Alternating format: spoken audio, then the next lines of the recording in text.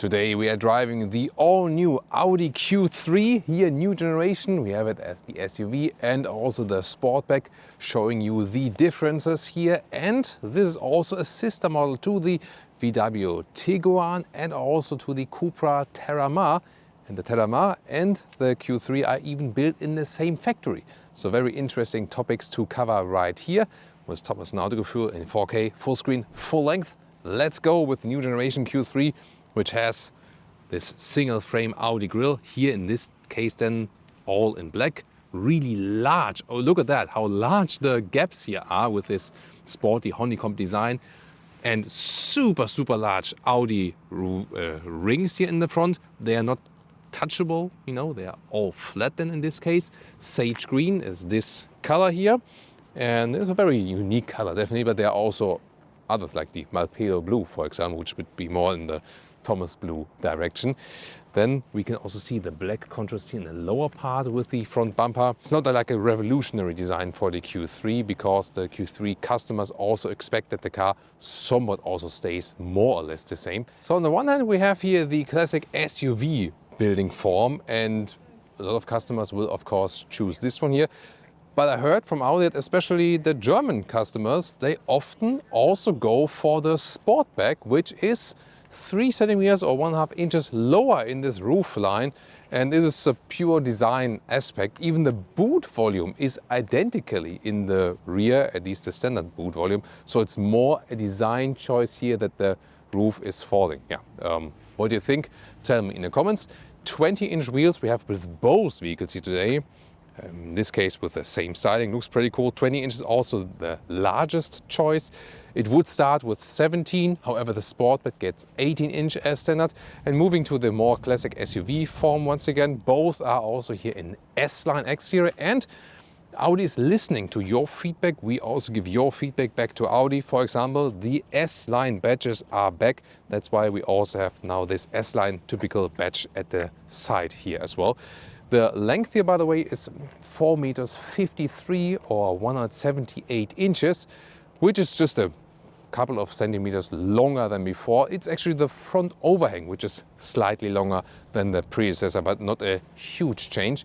In the rear, modern tail lamp design, and the light strip goes all the way through. With the highest tech package, you get here the OLED in the rear. They are really slim elements, looks pretty cool, and you can also get a digital matrix then for the front headlamps. Now let's take a look under the hood. And while we're going to the front hood, let me talk about the suspension, which is the base suspension, sport suspension or adaptive suspension, equipped with this vehicle here also, 2-valve system. And these 2-valve dampers, how do they act? When you're, for example, driving through a pothole, then the wheel goes faster in this pothole basically to keep the car more upright. But at the same time, when the pothole ends, when it goes down again, then it goes smoother, slower up again. And overall then this adds more stability and comfort while driving. Under the hood we have different engines. This is the top engine here, 2-liter TFSI, 265 horsepower, all-wheel drive, front plus rear, and also power is sent to the rear, but it's a front wheel based platform. And 5.7 seconds in the acceleration figure. That's the quickest one. This one is also available with lower horsepower output. Then there is a 1.5 TFSI as an entry-level engine. Also all 4 cylinders, lower horsepower output. It's also the lowest price. And based on the 1.5 is also the new plug-in hybrid with a significant size of the battery from a plug-in hybrid, around 20 kilowatt hours. And then also the typical 2-liter TDI, so still a wide variety of engine choices. And one more color for you. This is progressive red, a really striking red color. And we'll also drive this one here later on, because this one here has the base entry-level version engine to see the comparison between top engine and the lowest entry spec engine. Then towards the interior here, nice slim and stylish key fob indeed. Then classic door handles. I just like it when they are simple, you know, straightforward design. Is also safer that way, I feel. Door closing sound, very solid. Front and the rear, also very solid. And the inside of the door, here with an interesting structure, also soft touch. Then with microfiber insert here, and it's also Has like this laser engraving here with the perforation, interesting. And then here classic window levers, and there are also some galvanized tops. Also nice clicking sound, and also classic control for the side mirrors here. It's very intuitive, and we would like to have this and not the solution they have in the Q5. So here in the Q3 is better. And then let's lower the windows, because here from the first tech pack, then you get the dual insulation in the front. So there we go. And also the rear windows, well, they don't get the dual insulation. The Tiguan will offer that actually. Sadly, the Q3 not. But from the first tech pack, this rear window, although it doesn't have the dual insulation, it is thicker. Just, you know, from, you know, how wide it is actually. And that's of course also better for the motorway. And also, it's just a difference really that you have like the slimmer window in the base version, but as soon as you go for one, even the lowest tech pack, then dual insulation front, thicker here, and also this rear side window, this is also thicker. Of course we can't lower that, but definitely interesting details you need to know. Then S-Line interior with the new steering wheel, perforation here at the side. Yeah, vehicle key is not on the vehicle. Just put it so it doesn't beep all the time. Here in this case then S-Line steering wheel, perforation at the side, stitching on the inside. You can also opt for an animal-free steering wheel. Is available, but what is a little confusing, there are different steering wheels. There's one with flat bottom, there are round ones. There's a sport steering wheel, there's a base steering wheel, which is different here. And overall in the configurator, you can choose between 7 different steering wheels. And customer choice on the one hand, I think it's a little bit too much, isn't it? Yeah, but fun fact, definitely for today. And of course, the most obvious thing, the discussion point here. This is the turning indicator.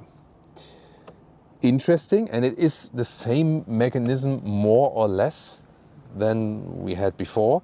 And then this scroll wheel here is for the, whoop, that came close. The scroll wheel here is for the wipers. And the reason for that is because on the other side, you pick the gears here, and then they said we want to have the same design both on the right side and on the left side. That's the story behind it. A little bit more to that when I watch the cockpit for you very soon. Then we can take a look at the seats.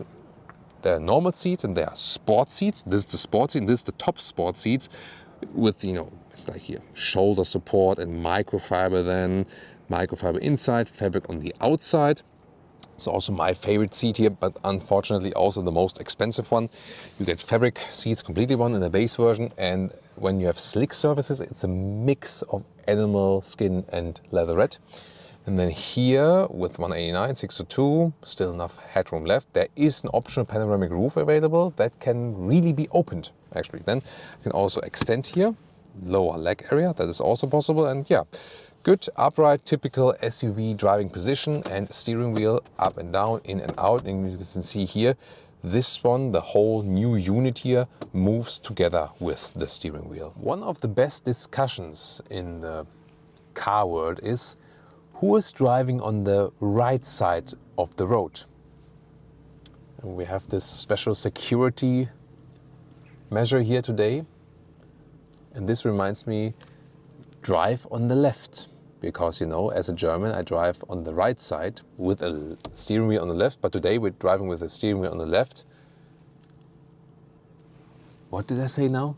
On the left side? You see, I'm starting to get confused now. So as a German I drive on the right, but I have the steering wheel on the left. Yes. And in and the now it's both. And in the UK it would be steering wheel on the right, but drive on the left.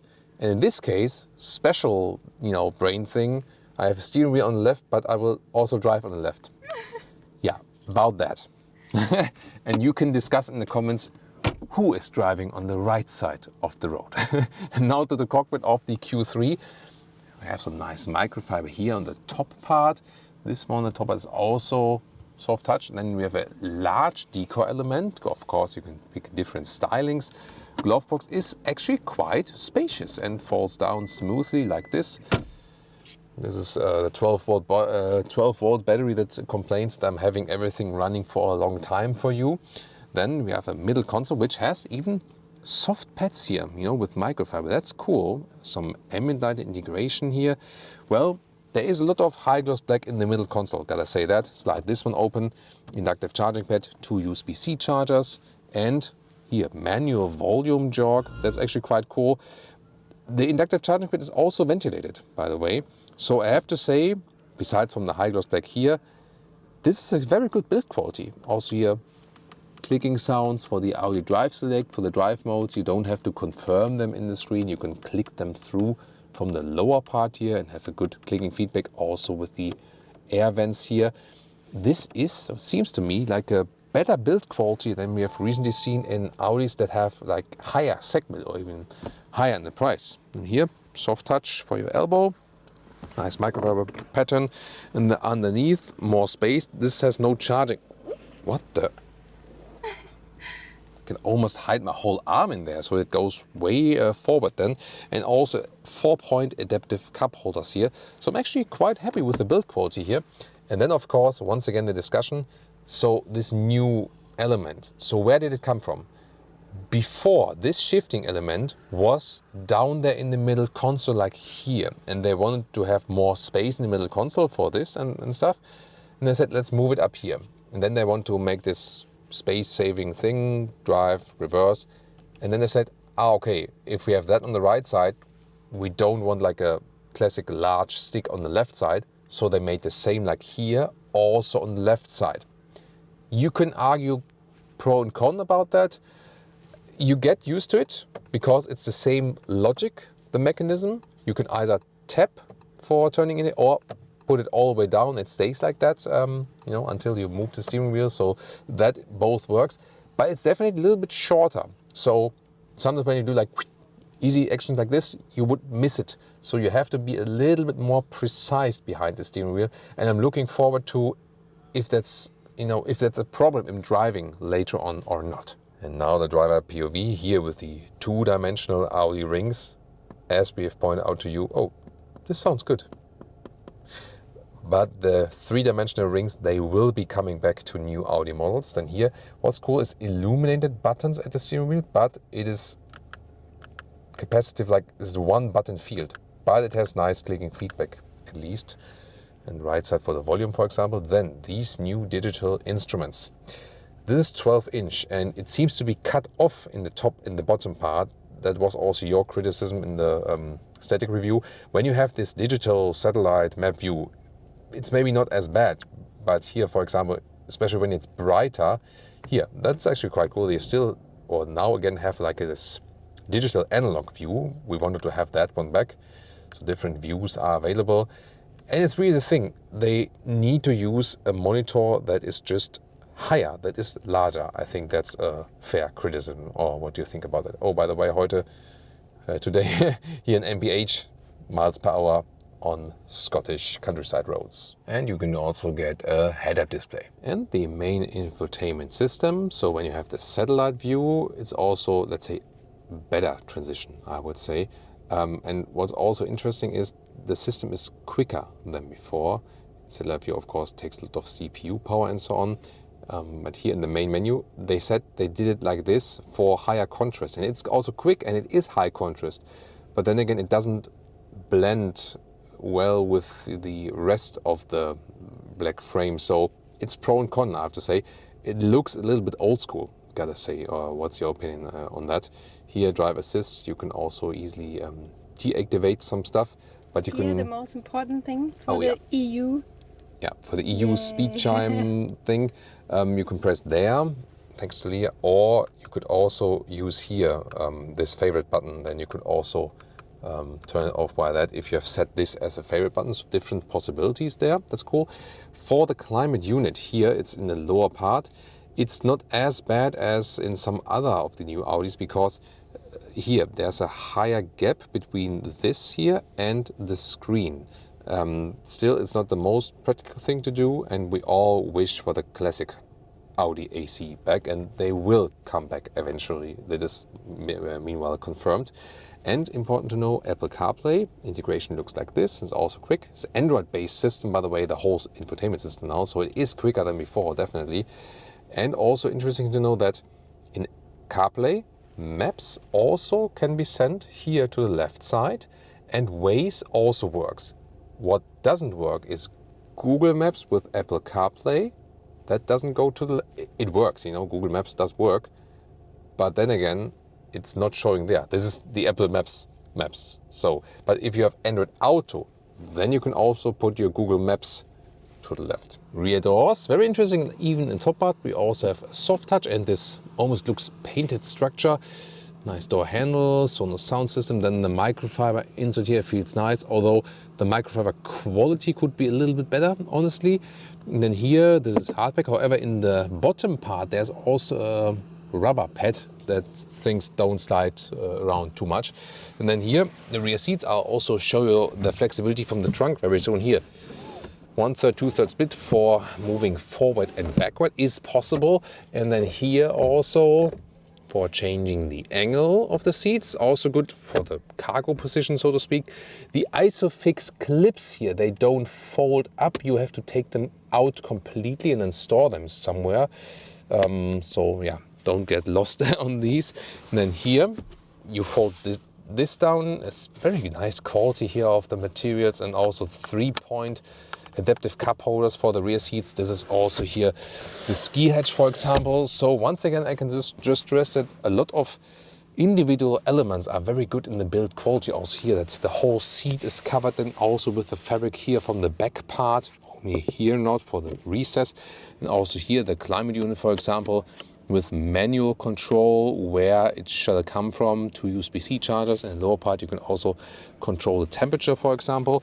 And yeah, fairly good comfort here. Then the headroom here in the SUV with 189, 602, still some headroom left, and legroom also fits here, and with the recess even better. So it's actually a very nicely designed rear experience here. And yeah, you can also definitely argue about like pricing difference to the Q5 and so on. And we told you in the front part that even though there's always room for improvement, the interior build quality in this vehicle here, sometimes you get the feeling that it's even better than in some of the higher segments Audi at this moment. Since we are filming this review here in Scotland today, first of all, best greetings to all our Scottish fans. They've been asking me if I would review this car the whole 40 minutes with a Scottish accent, but no, I'm sticking with my German accent. So, and I was looking for this moment where I can finally state the sentence, there can be only one. With the trunk review. So. Or the Harry Potter movie. No. Or Harry Potter style is all, when you look at that castle there in the background, yeah. 490 liters for the trunk or the boot. And greetings to all Highlanders as well, if they're still alive. Then here, it's 1.40 meters in width here between the wheel arches. The length is about 90 centimeters or 36 inches. This one also fits in vertically. And underneath, in this case here, the subwoofer. And you can also move this one here in different stages, like this here, a little bit lower, because then we can get more height out of this vehicle. But I can only show that to you if I remove this one. And remember that for our different productions in short and long, in German and English, I'm doing everything I do now 3 times with every car. The most time-intensive part for you. This is here 80 centimeters or 31 inches, and now even more flexibility. So you can push this bench here forward, then you have more trunk length, and you can also change the inclination. So both is possible. I can show that here on the other side. So you can make it more upright, like this, for example. And again, slide it forward, backward, and of course you can put it all the way down like this, or the ski hatch. And here is also important that even if this one is in the lower part, this one has an even transition then to the front seats. That's also pretty cool. There we go. And here we are now at 68 inches or 1.73 meters. So overall pretty versatile and also well built. And tell me in the comments if you are also the biggest fan of the very first Highlander movie. You know, the classic movies, they're just somehow different, aren't they? Let's start driving the all-new Audi Q3 here with the 2-liter TFSI, 265 horsepower, top engine, 5.7 seconds is the acceleration figure. Also all-wheel drive we have here, and miles per hour today here in the instruments, just that you don't wonder, because usually we have the kilometers here. And we can also go here to the dynamic mode and accelerate out from 30, and let's go. That was 30 to 60. Yeah, I think is quite nice in the acceleration, and good sound here also in the dynamic mode. Here using the indicators, this is of course the most special thing here at this moment. It is unusual, yes, but I think you get used to it. Indeed, as I said initially, it's a little bit harder to hit them because they're a little bit more hidden behind the steering wheel. But it's actually not too bad, you know. So going back here, yeah, you can get used to it, but definitely it takes a little bit more concentration and effort, at least at first. I have to see how it is then, you know, after a while or something like that. We do have 20-inch wheels here mounted, and this can reduce the comfort a little bit, definitely when you have some potholes or some uneven stuff on the motorway. So if you want more comfort, stick with the smaller wheels. This adaptive suspension, however, does a good job. It feels really direct and sporty, and there is more precision from the steering wheel. There's more dynamic handling from the suspension. That was also one of the goals as for that. The thing is, as for the comfort from the suspension, of course you will feel more of that in the comfort mode, for example. Yeah, but the big wheels, they are still pretty dominant because you feel, you know, like every line on the road, you know. So, and then of course you have to think about what's the feeling from the wheels and what's the feeling from suspension. You have to really differentiate it. And indeed, the thing is that the wheels make you feel the potholes, and the suspension, however, keeps the car upright. And one of the things they have also improved is that there is less body roll. So that should be in favor of Leah. Mm-hmm. Yeah? So yeah. You find, I mean, feel good, yeah. Also unusual situation, of course, when you have the different traffic here on you know, driving on the left and so on. So it might be a little bit confusing also for your passengers at first. But yeah, we're not driving too slow here. Now we can drive 70 miles per hour. So like, what, 15 kilometers an hour, something like that. And the car feels really sporty and direct. It doesn't actually feel like an SUV. It more feels like a compact hot hatch, I have to say. And yeah, this almost feels like, you know, as you would be driving like on a small racetrack with a compact hatch in these. So that's pretty cool. So I'm really, really happy with the dynamic handling of this vehicle. And I think the comfort, as I said, you can rule more with the tire choices. So if you would pick that one with adaptive suspension and then the, let's say, 18-inch wheels, maybe a good compromise between the looks and the comfort still, I think that's a pretty cool thing. This dual clutch transmission, this one, by the way, is really smooth when you are not that hard on the throttle. Then you hardly feel the difference and so on. And it also depends on the driving mode. If you are in the comfort or balanced driving mode, or if you're in the sporty driving mode. The engine is also very well insulated, not too loud, and I would say here at 70 miles an hour, like 115 kilometers an hour, it's reasonably silent in here. I have in the front there this dual lamination. In the rear we have the thicker windows. So overall, I think it's pretty good. I mean, I don't hear any wind noise. Of course, maybe at the later stage we can test it at the German Autobahn at way higher speeds and so on. But here at the speeds we have here, it's actually really silent. It feels like a premium experience. Here even more bad road testing. Now there's rolling noise from this bad asphalt, and yeah, you feel the 20-inch wheels. But when there's even out, then it's all fine, and the suspension itself, once again, does a good job. We have some nice Scottish countryside roads here now, and it almost feels like rally racing. And I mean, if I look to Leah very closely, she does enjoy the car, but sitting so close to the middle line is unusual. And I wonder, you know, on the motorway, they don't have high speed limits here, but that you can drive 60 miles an hour, like 100 kilometers an hour here, is sporty. Let's take it that way. It's interesting, you know, that probably would not be allowed in Germany on the road like this to drive that fast. But then again, we can drive faster on the German Autobahn. So this is almost like a WRC special stage here.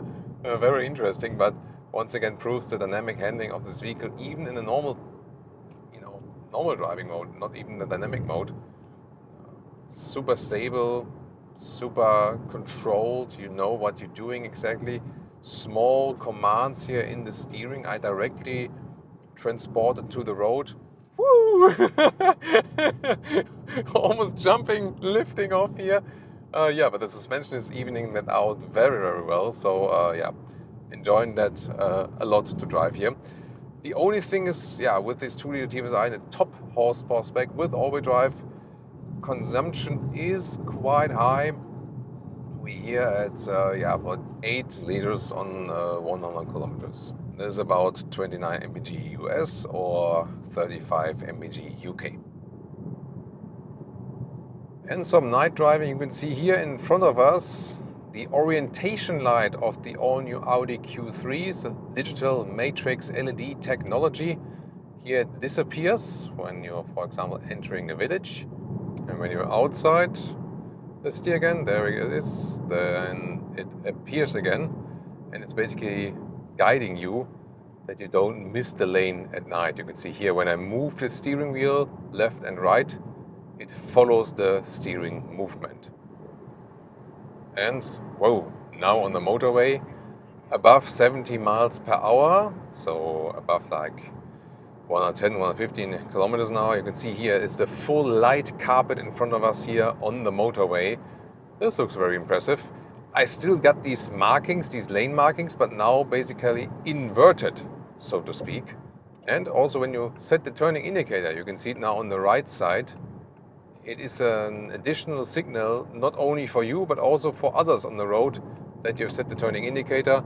I'll also show you on the other side here.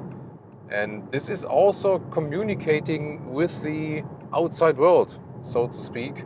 So what you're seeing here is not a projection in the head-up display. It is literally on the road. So all other drivers on the road can actually also see that. And it might also be like an additional warning, for example, that you are coming, because the vehicles that are a little bit slower than you see this light carpet coming from behind.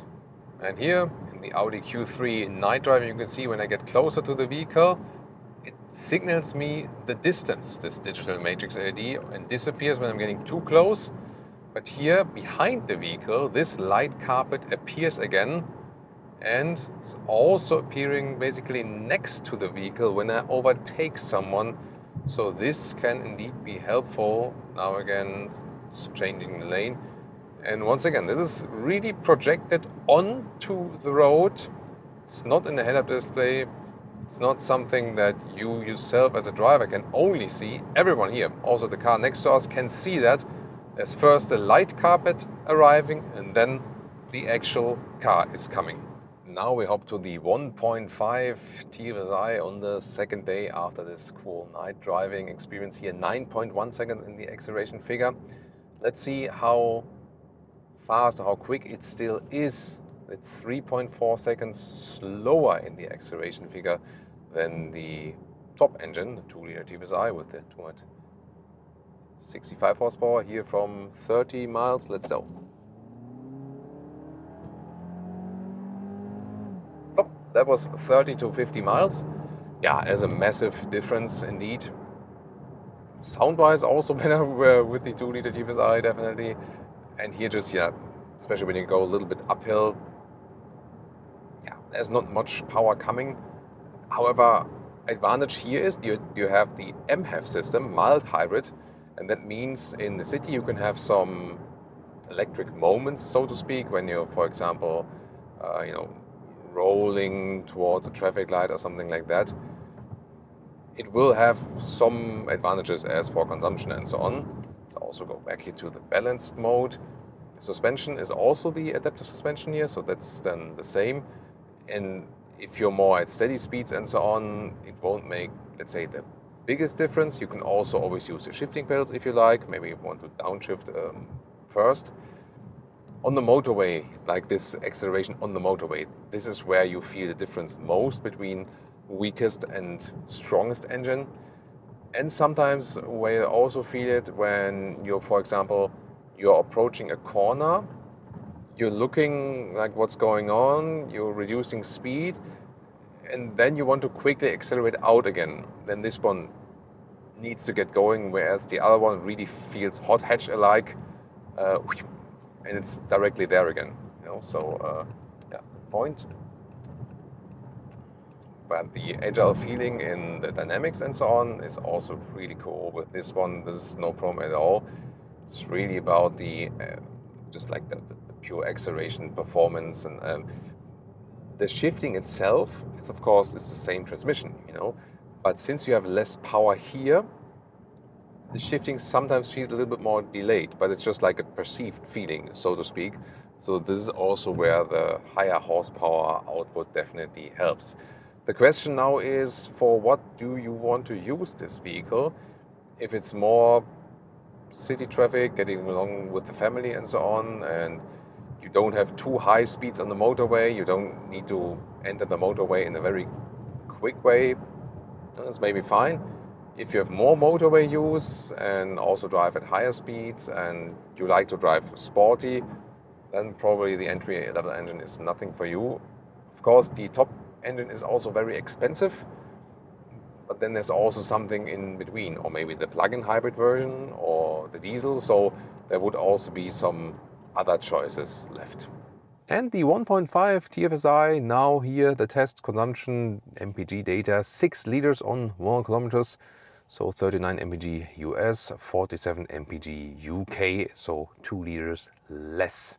As for pricing, now it might start to hurt. So the base price is 45,000 euros. Then you add about 1,500 euros for the Sportback, which is not available on the Northern American market, by the way. It's maybe a European thing, I don't know, and especially a German thing. It seems to be that Germans want to have the coupe-ish version of that one. Then like 49,000 euros if you go for a plug-in hybrid, which also has a lot of tax benefits in a lot of markets. But then, just taking this vehicle here with the top engine, quickest engine, everything you can expect with this vehicle in light technology, wheels, interior, and so on, then you get, and it stands here right now, to 77,000 euros. That's tough. That's tough. I mean, the car is very well built, and it drives exceptionally well, definitely. But it's a hefty price for this segment if you consider. Yeah, the Q5 prices also somehow went up more like towards the 100K. But even like a fully spec'd BMW X3 plug-in hybrid, which is not against this one. X3 is against Q5, This one here, Q3, would be against X1. But the X3 plug-in hybrid would be fully spec'd the same price as this one here. So I think it will depend on the leasing price. At least the list prices are very high. So I do hope that at least the leasing offers will be quite good still. Very interesting to see all the different versions here, colors and engines here today. Tell me, which one would you go for, the Sportback or the SUV version, and which engine would you pick? And of course, you can also compare more videos here, like we have a specific separate video to the Q3 Sportback, but also videos, for example, to the Tiguan or the Telamar, the sister models.